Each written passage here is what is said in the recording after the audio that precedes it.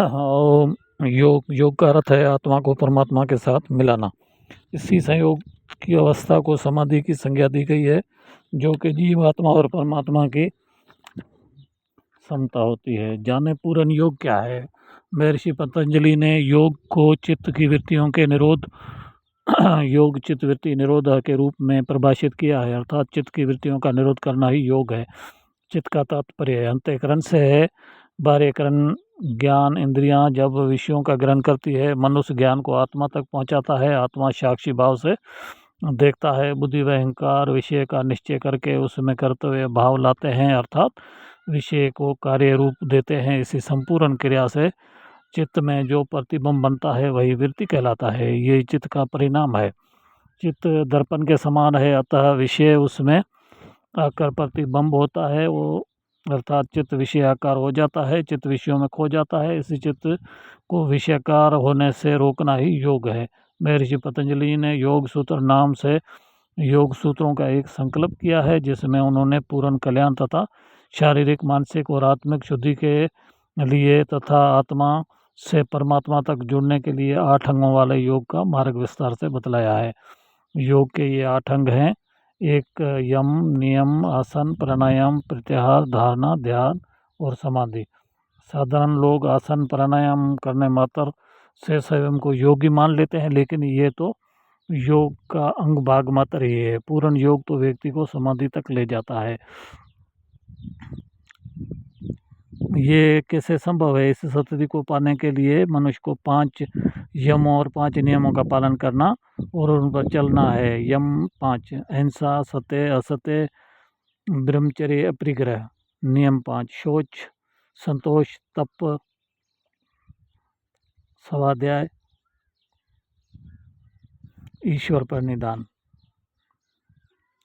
आत्मा कर्मों को ईश्वर को समर्पित करना। इन गुणों को कैसे पाएं। इन गुणों को पाने के लिए आसन प्राणायाम लोगों का योग का अभ्यास करते हुए मनुष्य प्रत्याहार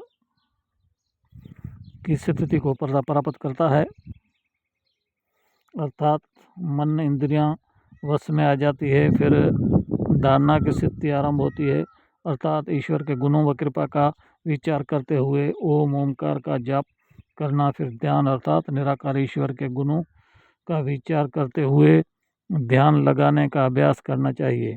निरंतर अभ्यास से व्यक्ति समाधि की स्थिति को प्राप्त कर सकता है और जीवन में सुख प्राप्त करता हुआ मोक्ष को प्राप्त करता है।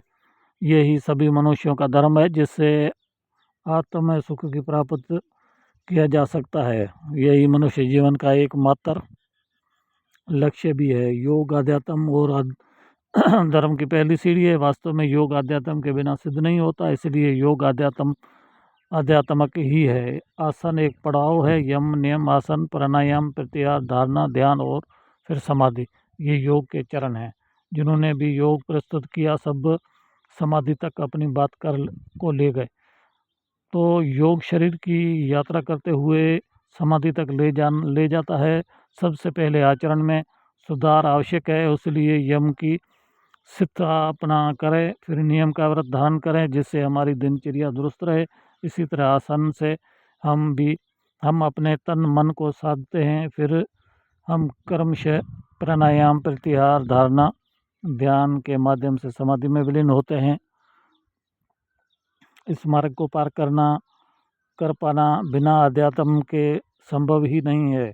योग आत्मबोध करना तो योग करें। पूरी दुनिया में आज लोगों ने माना है कि अध्यात्म के बिना न मन में शांति हो सकती हो, न हमें जीवन के लक्ष्य के बारे में मालूम हो सकता है। इसलिए भी धर्मों और संप्रदायों ने अध्यात्म को स्वीकार किया है, बेशक नज़रअंदाज किया गया।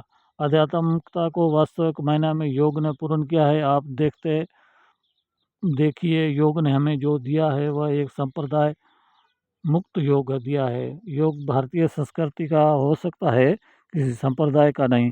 और इतनी स्वच्छंदता अध्यात्म के अलावा पूरे ब्रह्मांड में कहीं और नहीं है। योग धर्म की आध्यात्मिक यात्रा है और समाधि से मोक्ष प्राप्त करना जीवन का लक्ष्य है। ओम तत्सत।